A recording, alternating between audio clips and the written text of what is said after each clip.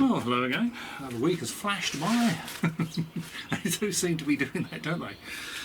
It's the 12th of October,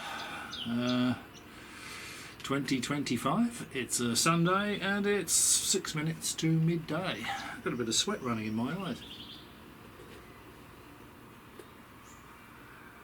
I think my boss might want to watch this video.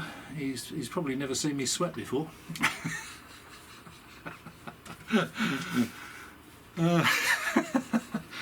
Just to prove that it is possible. I'm not related to Prince Andrew.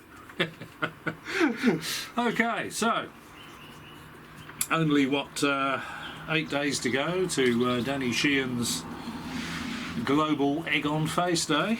There's going to be nothing whatsoever to disclose. Nothing's changed this week really. There's some Grusch stuff, some more Borland stuff. Some guy I'd never heard of interviewed Grusch. We'll get into the details a little bit further along. Gallaudet, of course, Gallaudet. I have no personal experience of ET materials, technological or biological Gallaudet. Anyway, we'll get to those guys. First, let's go. Now, I don't know why this guy gets star billing really. You go to our old mate Coulthart. Now, Coulthart showed us someone called Brian Entin interviewing a general and then a historian at the Cheyenne Mountain complex, the HQ of NORAD. You know, it's connected to various radars around the world as part of a system called BMEWS, B-M-E-W-S, Ballistic Missile Early Warning System. Now, the interviewer, Mr. Entin, asked the general if they'd ever seen anything that couldn't be explained. The general replied that in all the years he's been monitoring the skies, he's never seen anything personally that can't be explained. Mr. Entin then asked another chap, I didn't get his name, at the complex, who was dressed in civilian clothing. I can't remember if the general was or not, he might be a retired general. Where he thought the ET stories had come from. Now, he's a Cheyenne Mountain historian, apparently. And he said probably the movie Stargate, and I'd actually forgotten about that. You know, the movie Stargate, the original one, with James Spader in it, and Kurt Russell. They had the Stargate installed at the Cheyenne Mountain complex, and they were going through the gate and having all these off-world adventures. He thinks it probably came from that.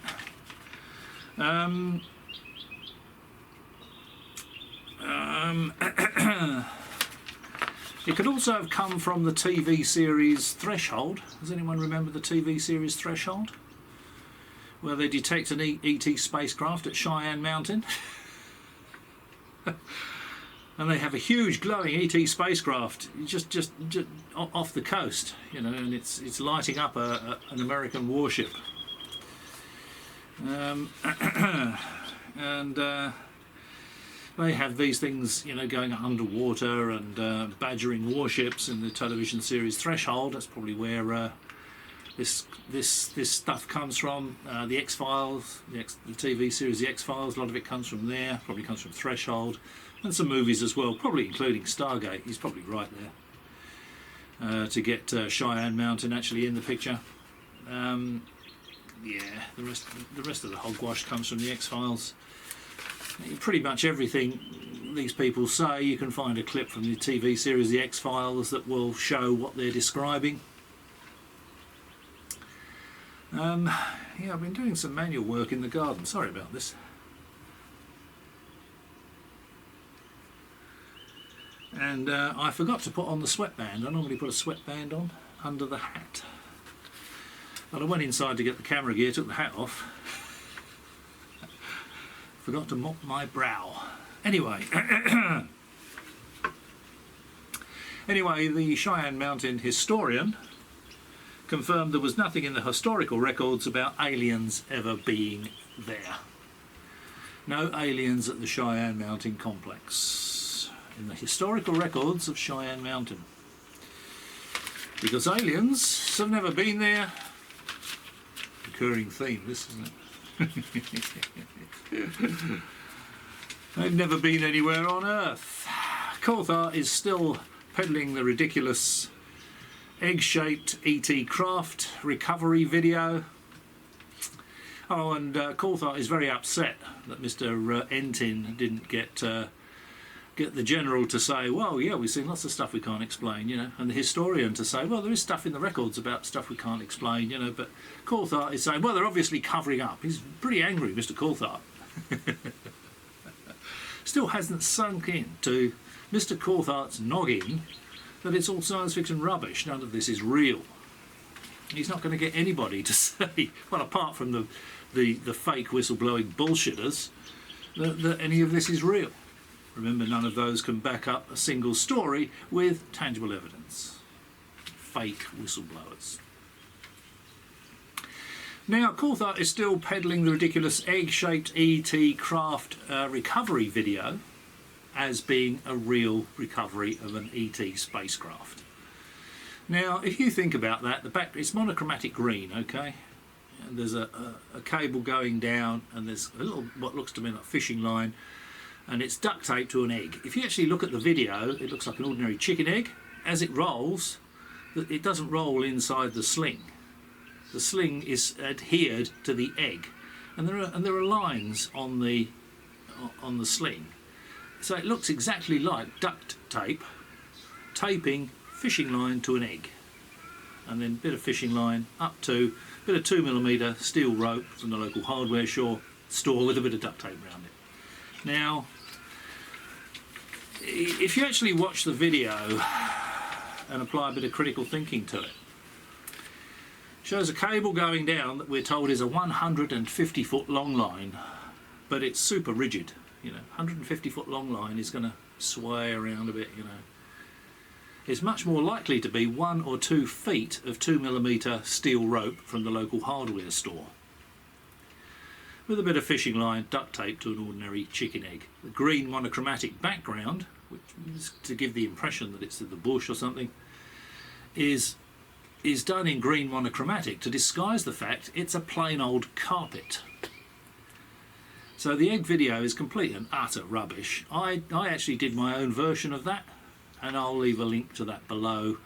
If you're interested, you can take a look at that, but it looks very similar. I didn't bother to make it green monochromatic, but just try and imagine that I did that. How similar would it look? I just duct taped a bit of fishing line to an egg and to a bit of 2mm steel rope from the local hardware store, and shot a video that's practically identical. So, I've said it before, Mr. Coulthart has zero credibility. He's pushing this as a real thing, real recovery of an ET craft, and it obviously isn't. And for the reasons that I've already stated, it's very obviously a fake. It's an ordinary egg, duct tape, fishing line and a bit of 2mm steel rope, shot against a carpet background in green monochromatic. So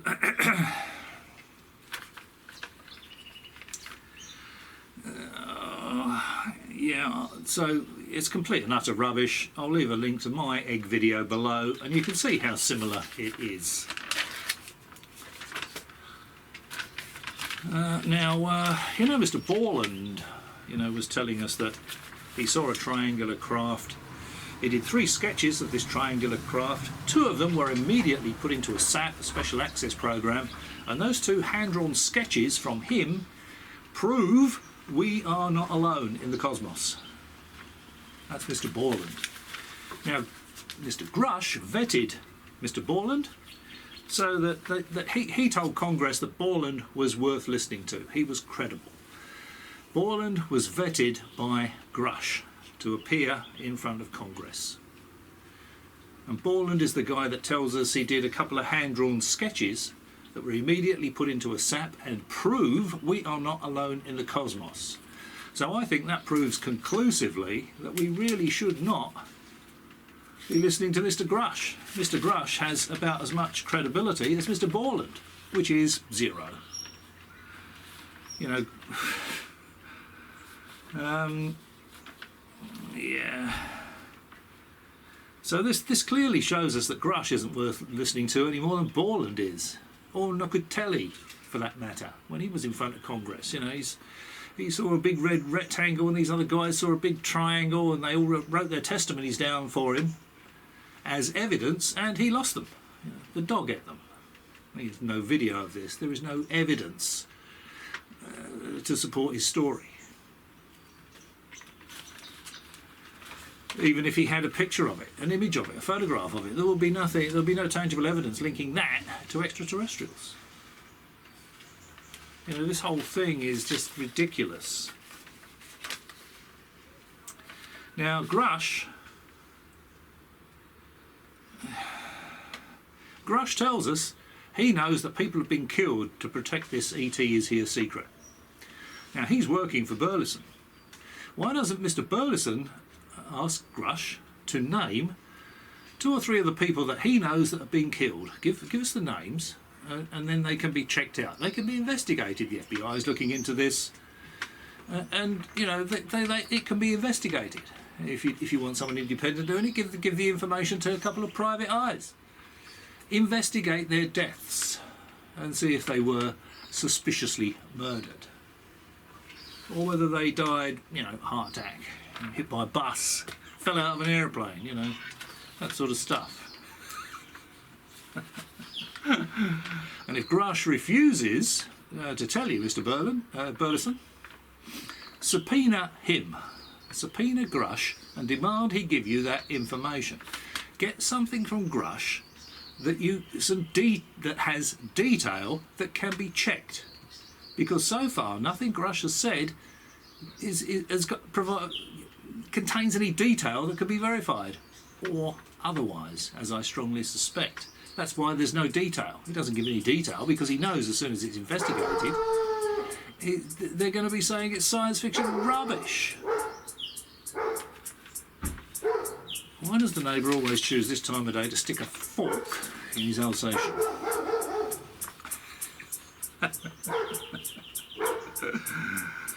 Oh dear. So, you know, Grusch not credible, Borland not credible, Gockerell not credible.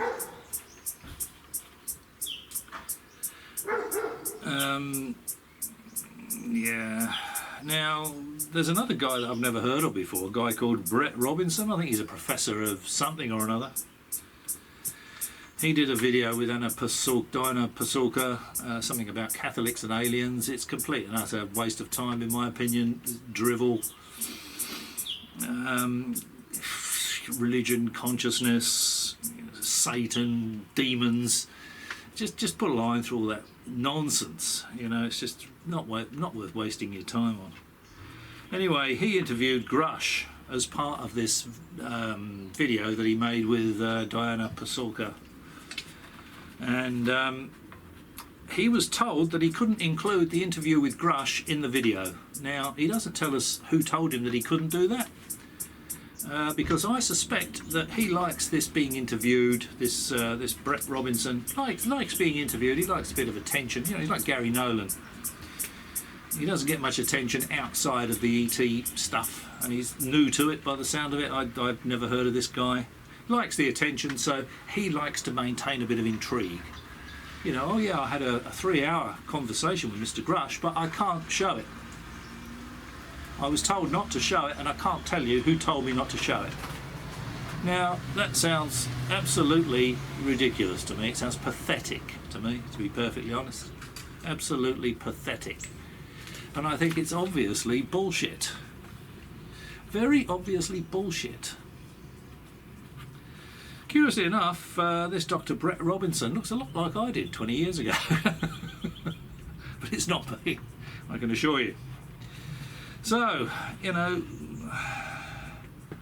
there's always, oh yeah, well I know all this, you know, I've interviewed this guy, he told me all about it, but I can't show you the interview, and I can't tell you why I can't show you the interview. It's all the same, isn't it, you know? NDA, you know, I'm a whistleblower, yeah, I can't tell you what I know because of my NDA. Well, you're not a whistleblower then, are you, mate? Edward Snowden is a whistleblower. Do you think Edward Snowden worried about NDAs and clearances?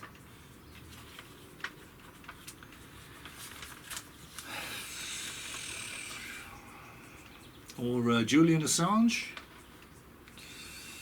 Curiously enough, WikiLeaks never released anything whatsoever about ETs visiting this planet, so no information of that kind had ever been leaked to WikiLeaks, had it? You know, Edward Snowden never found anything to do with ETs, with all these scuttling around in the deep dark secrets of the US government. It's all rubbish, really. It's nonsense. So, yeah, put a line through Dr. Brett Robinson, complete waste of time. As I said, you know, keep religion out of it, Satan, demons, it's all nonsense. Have you been introduced to Satan? Have you got any demons? I mean real ones, you know.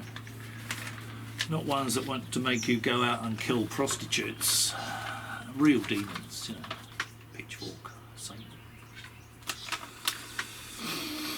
Now, I saw a part of an interview with Jesse Marcel, you know, the guy that was heavily involved with the Roswell story. He went out there to the ranch with Mac Brazel, the fellow that actually discovered the Roswell wreckage. Now, this interview was recorded in 1980, you know, so it's 33 years after the event.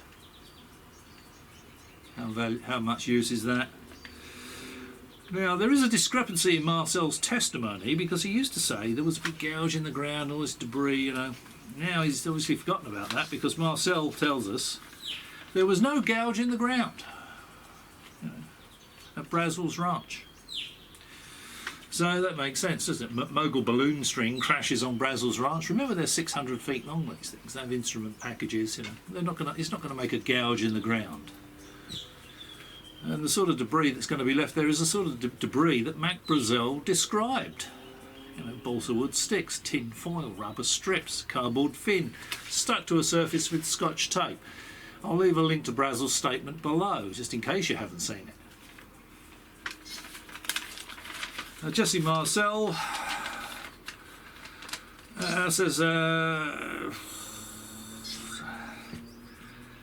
he said he saw 5 unidentified, now a couple of weeks or a month previous to this. Now remember, Marcel went to the Brazel Ranch on July the 7th. Mac Brazel found the debris on June the 14th, 3 weeks previously. It was so unimpressive that he didn't bother reporting it for 3 weeks, until July the 7th. And now I think what Marcel is trying to do is sort of inject a little bit of intrigue, because he's saying, you know, 2 or 3 weeks before Brazel called him about this, he saw 5 what was it? He saw 5 unidentified craft flying in a V formation. So this was, you know, a couple of weeks, a month before the Roswell crash was. Brazel reported the Roswell wreckage to him. And I think that I think that Marcel injected that into the story, because on June the 24th, which was okay, it was 10 days after the Mogul balloon crashed on Brazel's ranch, but it was reported before the Roswell incident, even though Marcel is recounting this 33 years later, so he'd been aware of it anyway. Kenneth Arnold was the private pilot that saw 9 crescent-shaped craft skipping across the sky between him and Mount Rainier. And Kenneth Arnold reported the sighting and said he saw these things, and they weren't flying smoothly like an aircraft. They skipped across the sky like saucers skipping across a pond. And the press picked up on that and went, wow, flying saucers. Like the sound of that. That's got a ring to it. We'll run with that. And the flying saucer was born. And I think Marcel remembered Kenneth Arnold's story. He couldn't have 9, of course, because if he'd have said 9, everyone would have thought of Kenneth Arnold. He said 5 to make it different, and he's sort of suggesting that one of those probably crashed, you know, part of this, because it was between 2 and 2 weeks and a month before Brazel reported this to him. So it would put him in that time frame, and he's trying to give the impression that some of these things that had been reported by others, he didn't mention Kenneth Arnold, but that's obviously what he had in mind, had crashed on Brazel's ranch. Jesse Marcel, of course, known for embellishment. Jesse Marcel Sr., this is.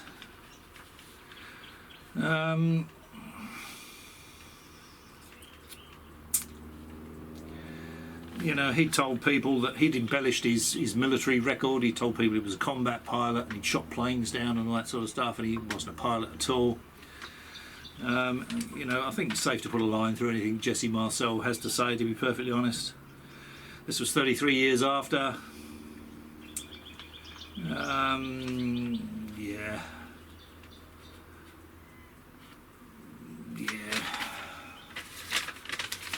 So really, I wouldn't worry about anything Jesse Marcel had to say, even if it fits the mogul balloon string theory. You know, he said there was no gouge in the ground.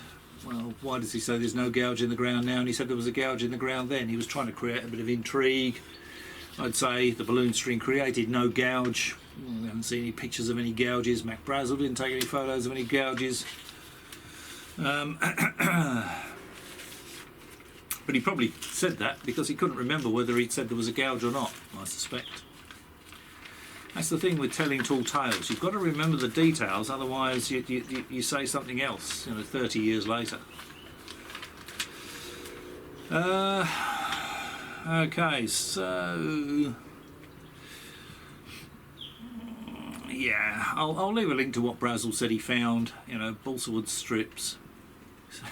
Rubber strips rather, balsa wood sticks, tin foil, cardboard fin stuck to a surface with Scotch tape. Now personally I wouldn't want to fly around the galaxy in an interstellar spacecraft made of balsa wood sticks, strips of rubber, tin foil and cardboard held together with Scotch tape. How about you? Does that sound like something you'd like to do? Yeah. Obviously what crashed at Brazel's ranch was a mogul balloon string, not an alien spacecraft. Now just a little bit of Three Eye Atlas before we go on to some more really out there nonsense. People are saying Three Eye Atlas could be a spacecraft, you know. There's all these videos with, oh, it's launching this, you know, there's lights on it, and all these channels with zero credibility, like the Angry Astronaut, you know. This is not clickbait. He has to put that on his videos now, because they're all clickbait. The Angry Astronaut. Don't waste your time with that. You know, you might as well waste your time with Hogwash, you know, Simon Hogwash. It's all bullshit, drivel. Anyway, if you just consider Three Eye Atlas, this interstellar object, you know, we can't see it at the moment, it's going behind the sun, and you know, Avi Loeb says we should at least consider that it might be an alien spacecraft, and there's no problem with that. We should at least consider that. The thing is, if you apply a bit of critical thinking to it, now SETI are looking for techno-signatures, you know, radio signals from exoplanets all the time, 24 hours a day. Now, if they found one, and they got the money together, and NASA and the European Space Agency and everybody else, everyone would be really excited about finding this techno-signature, you know. They would send a probe to that star system. Now, do you think they would program the probe so that when it got to that star system, it would look at every planet in that star system except the one with the techno-signature? Because personally, I don't. If this is an alien probe, that's what it's doing here. It's looking at all the other planets, but it's completely ignoring the Earth, the most interesting planet in the solar system, the one with the techno-signature, the one with obviously a reasonably advanced technological species. And they're completely ignoring that. It's a rock, isn't it? It's not. Aliens are not going to do that. You know. Send a probe all the way here from another star system. Look at all the planets, every planet in this system, except the one with the advanced civilization on it, the one that's actually populated, The one they'd be getting techno signatures from. Personally, I don't see that. Plus the fact it supposedly has a mass of at least 33 billion tonnes and there's lots of nickel. Alien spacecraft is not going to be super massive. I think it's safe to put a line through 3i Atlas as being a probe from an extraterrestrial species. Of course, we should have this confirmed fairly soon. In a couple of weeks I think we're going to be able to see it again, and we're going to be seeing pictures of it taken by the Mars Reconnaissance Orbiter, even though 30 kilometres at that distance is 1 pixel, so we're not going to be seeing, you know, made in the Pleiades written on the side. It's not going to be that kind of definition. Now, Tim Burchett tells us Admiral Gallaudet told him the US Navy has tracked objects the size of a football field travelling at 200 miles an hour underwater in the ocean. And again, there's no tangible evidence to support this fanciful yarn.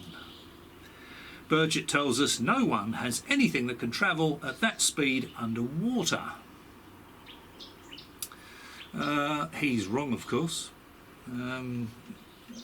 Pardon me. The Russians have supercavitating torpedoes. The Shkval supercavitating torpedo can travel at speeds of over 200 knots, that's 230 miles an hour, 370 kilometres per hour underwater, and they were deployed way back in 1977. So the Russians are probably going to have something a bit more in advance of that now. Now, back in 1977, the Shkval supercavitating torpedo, I think they're rocket propelled, I think it's a supercavitating rocket propelled torpedo, could travel at over 200 knots back in 1977. 230 miles an hour underwater. 370 kilometres an hour underwater. You know. And they deployed them way back in 1977. So the US Navy's probably tracked these things being tested, or similar devices being tested by Russia, and they're going, well, what can move at, you know, over 200 miles an hour underwater? This can't be right, you know. And it could be that the stories have been embellished over the years, so the object has got bigger and bigger and bigger until it's the size of a football field, or the effect it creates, because it creates some kind of bubble around it. It's super clever the way they do this.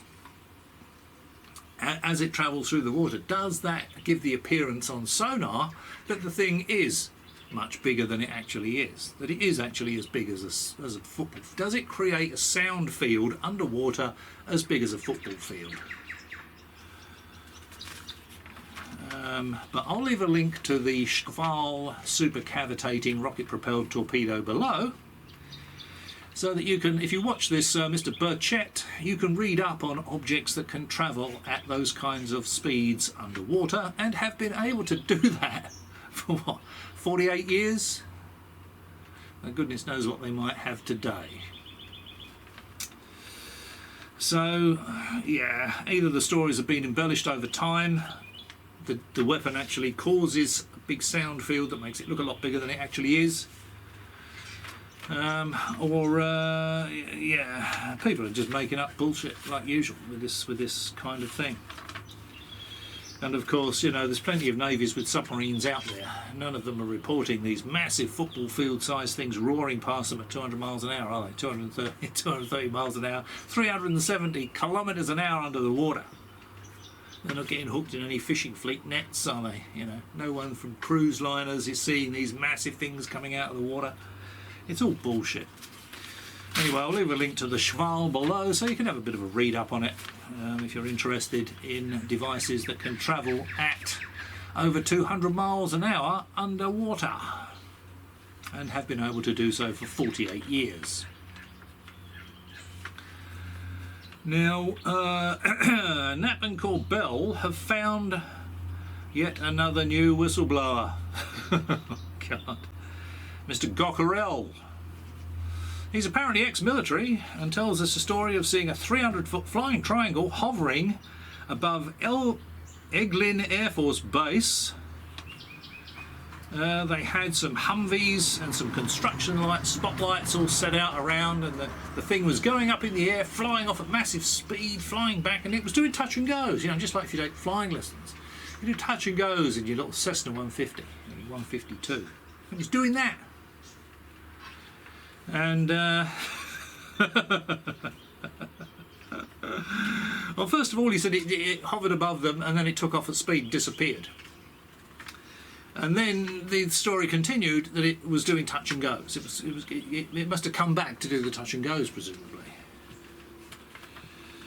So, you know, he'd gone outside for a cigarette, Mr. Gockerell, and he saw all this going on.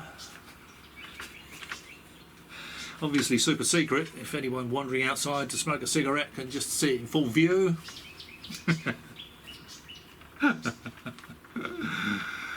Oh dear, I mean, again, there's no tangible evidence to support Mr. Gockerell's story. He didn't whip out his mobile phone and take any images of it or video of it.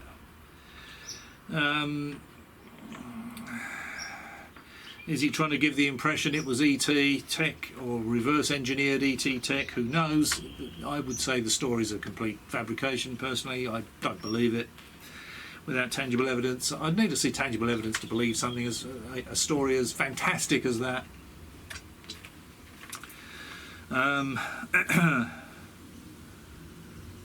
And he said, Mr. Gockerell said that he was standing there smoking his cigarette and he was watching this thing doing touch and goes. He finished his cigarette, he got bored by then, so he went back inside. He doesn't know what happened after that. Well, if I saw what I thought could potentially be an alien spacecraft flying around doing aerobatics and he's doing touch and goes, I think it would take some time for me to get bored watching it, personally. Dear me, where do they get these people, you know? Yeah, zero tangible evidence to support Mr. Gockerell's story. Surprise, surprise. Mr. Gockerell tells us he was supposed to testify in front of Congress, but he was dropped. Okay, they must have thought Borland's triangle sketch story was more credible. So Mr. Gockerell was dropped in favour of Mr. Borland, who said, you know, I did a couple of sketches of a flying triangle that I saw. They immediately put in a sap and they proved conclusively we are not alone in the cosmos. It's two hand-drawn sketches. So,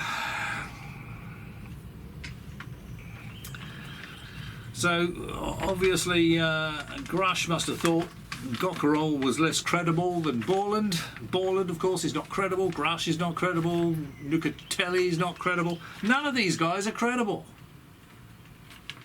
It's just more and more and more stories. I saw a flying triangle story and a light, you know, at each apex. More and more and more stories. I then saw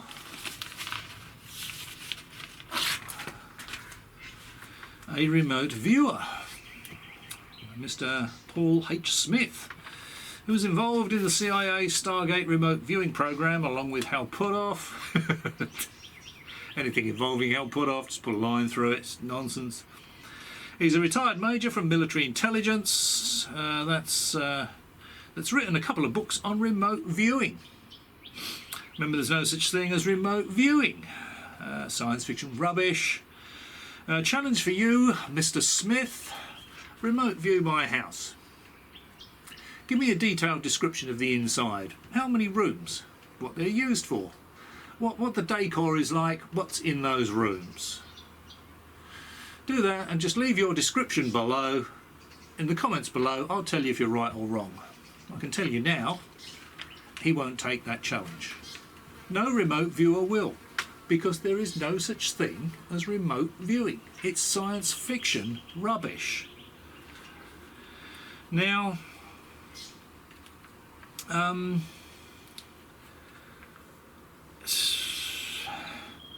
so have a crack at it, Mr. Smith. I guarantee you'll get it wrong. If you get it right, I'll be honest and I'll tell you you're right. I am so confident there is no such thing as remote viewing. If you get it right and you ever come to Australia, I'll buy you a dinner. How's that? So, or you and your missus, whoever you're travelling with. So, okay, now I thought this was quite curious. There's a gnat or something. It's not a mosquito, but you probably can't see it. But it's right in front of my glasses. Now, he mentioned Ingo Swann, who was a star remote viewer on the Stargate project back in the 70s. Hal Puthoff was involved in that. There's a picture of Ingo Swann behind Mr. Smith in his office, along with the books that he's written, presumably.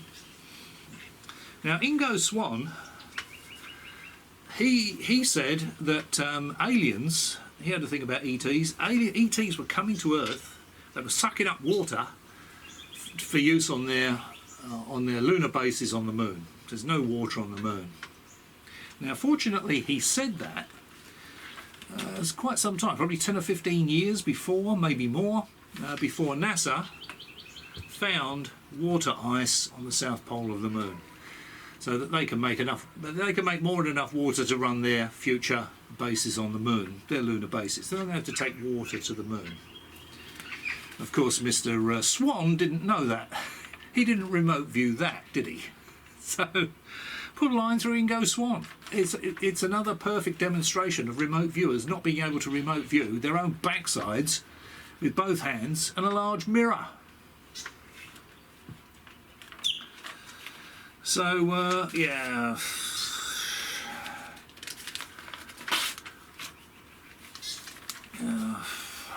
I mean, Richard Dolan was there. His face was lighting up, you know, when he was talking about this remote viewing. I think that was the same interview, because Dolan's wife has got a sort of side hustle going with this remote viewing scam, you know. None of it's real. You want to prove me wrong, Dolan? Get your wife to remote view the interior of my house. Put a detailed description below. How many rooms? What's the decor? What's in the rooms? How many vehicles are on the property? How many garages? Guarantee I'm not going to be seeing any descriptions from Dolan's wife or Mr. Smith below. So Mr. Smith tells us he's still mates with Hal Puthoff. That should tell us all we need to know, really. It's a bullshit club. Eric Davis is in it as well. I think really what Smith tells us about ETs manipulating our consciousness, complete and utter rubbish, of course, not tangible. Anybody can say anything involving consciousness, you can't tangibly prove it. Anyone out there had their consciousness manipulated by extraterrestrials lately? What about you, Jenkins? No? Barrington? No? Kavanaugh? No? Nor me. None of us have had our consciousness manipulated by extraterrestrials. When anyone talks about ETs doing anything with your consciousness, you know, Eamon Ansbro, you've got to consciously, it's got PVC pipe with a coil around it and a car battery. You've got to have that on your lap, but it's your consciousness that connects with the extraterrestrials. It's bullshit, isn't it? It's drivel. It would insult the intelligence of a cheese and pickle sandwich. Now, apparently, Mr. Smith tells us that the Nimitz UFO videos have given us just about the best evidence we could ask for. Of course, they aren't. They've all been thoroughly debunked. Mr. Smith disputes this. He says the debunkers have tried to debunk them, but they can't. The skeptics cannot debunk them. They've all been thoroughly debunked. Doesn't seem to occur to Mr. Smith that the objects in the Nimitz videos, you know, the Tic Tac and the Go Fast and all that, aren't doing anything that can't be matched by the F-18s. You know, he says the skeptics keep trying to debunk it, but they don't know what they're talking about. Mr. Smith obviously doesn't, does he? Because, you know, if Mr. Smith could do simple trigonometry, he could use the numbers on the Tic Tac video from the F-18 head-up display, the numbers on the display, you know, range and height and speed and all that sort of stuff. He could use those and apply some trigonometry to show that the Tic Tac was high and slow, not low and fast, as reported. It was at an altitude of 13,800 feet. You know, so it's well and truly debunked. They all are. Mr. Smith tells us he was asked to remote view the Nimitz video UFO incidents. Now, of course, he signed an NDA, so he can't talk about it. FFS, what a surprise! When asked if this was part of ORSAP or ATIP, part of the ORSAP or ATIP programs, Mr. Smith chuckles and says, "Oh, it might have been." Stupid grin on his face. So not only is he claiming to remote viewing ability, he's claiming he can remote view through time, as neither of these programs were running in 2004 when the videos were taken.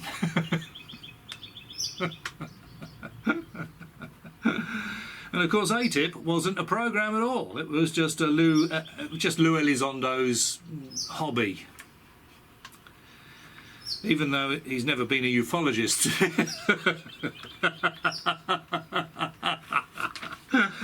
Mr. Smith tells us Hal Puthoff was his manager. Then that Hal Puthoff was a go-between. Mr. Burlison subpoena Hal Puthoff, FFS, to get to the bottom of this bullshit. Just subpoena Hal Puthoff. You know, how many times does that name come up in this bullshit world of ET is coming here and crashing here and their technology is being reversed engineered? Subpoena Hal Puthoff, Mr. Burlison. Get him in there, get some details, and we can finally kick this into touch, because when the details are checked, it will be found to be science fiction rubbish. Yeah. So Mr. Smith tells us the project ran for a whole week.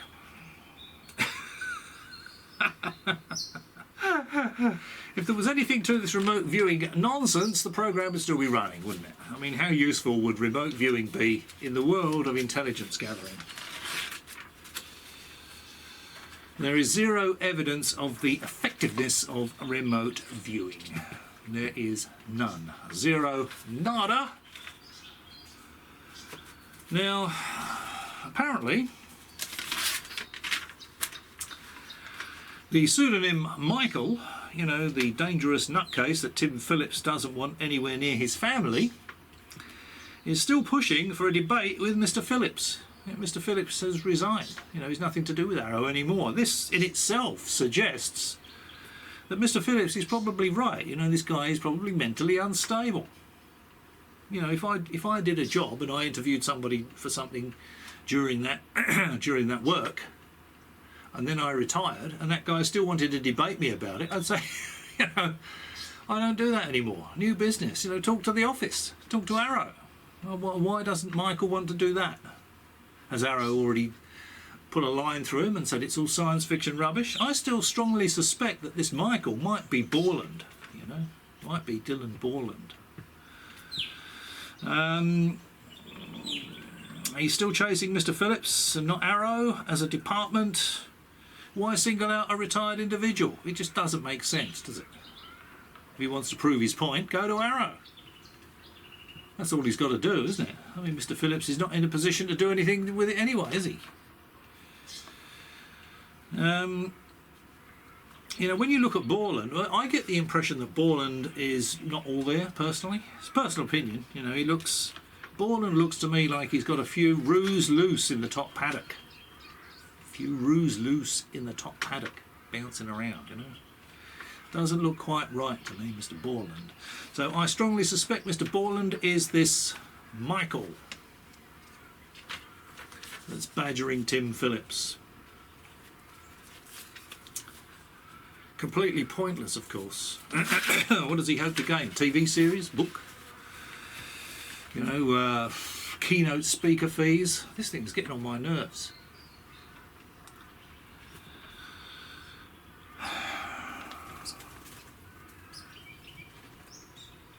Okay. Obviously it understands English. It's disappeared. And finally, some science fact. The SKA, the Square Kilometre Array radio telescope here in Western Australia, are installing 131,072 antennas to listen to frequencies between 80 and 300 megahertz. Now this is really low band as far as radio astronomy goes. I don't think there's anyone listening in that region. Well, there wouldn't be many if there is anyone at all. Now, curious number, 131,072 antennas. I wonder who specified that. It might be that when they laid them out, they probably laid them out in squares. I've seen them, they look like Christmas trees. They're like little log periodic antennas all pointing upwards. They're either on squares or on diamonds, a certain amount of these things, and it may be that they just needed to pad the number out a little bit by a few so that they've got an equal number on each square or diamond. I would think it's probably more to do with that rather than it actually having any technical advantage. I mean, 131,000 antennas, you know, another 72 antennas really going to make much difference.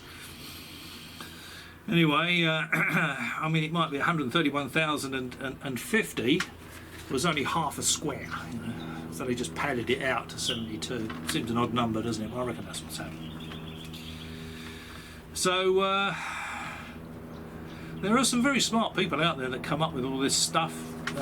The signals from the antennas are all digitised. It goes back as an optical digital signal to a hub, and then they've got to process the signals from 131,072 antennas. Very clever stuff.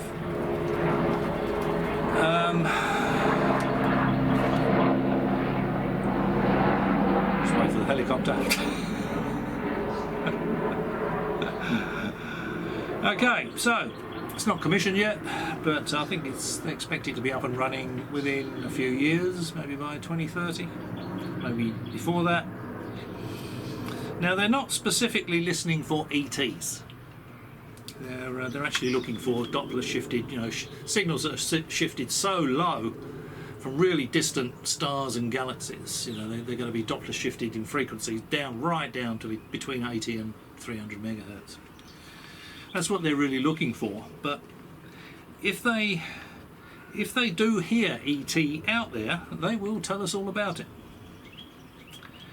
No one is threatening to kill them. Or move Grandad's ashes out next to the garbage bins if they spill the beans.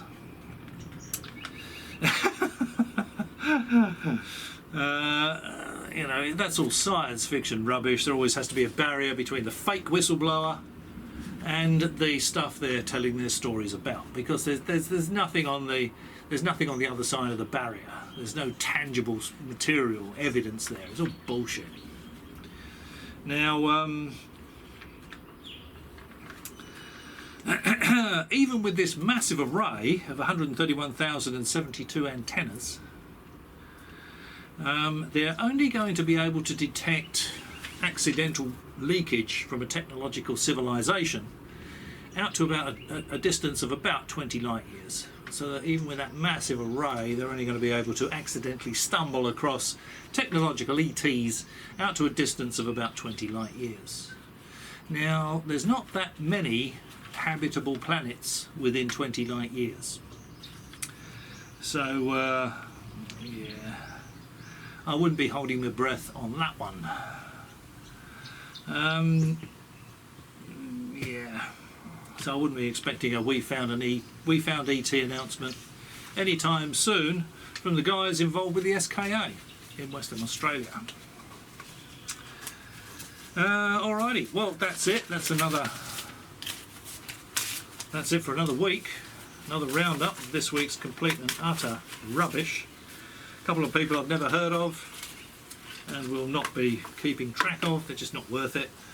Mr. Gockerell, or whatever his name is, you know, dropped in favour of Mr. Borland, who has no credibility. He was put forward by Mr. Grusch. That tells us Grusch has no credibility. It's complete and utter rubbish, all of it. It's going nowhere. You know, Sheehan and his new Paradigm Institute are going to be having a global egg on face day on the 20th of October, because they're going to have nothing to disclose, because there is nothing to disclose. all this stuff was supposed to be handed over on the 30th of September. You know, all these agencies and the military were supposed to hand over all of their information and artifacts, UFO information and artifacts, to the National Archive on the 30th of September. Nothing happened. Nothing's going to happen because it's all complete and utter rubbish. Until proven otherwise, with peer-reviewed tangible evidence. Alright, well, as always, if you've struggled through the video all the way to this point, many thanks for watching. And it's back. Got it that time. Maybe I'll catch you again.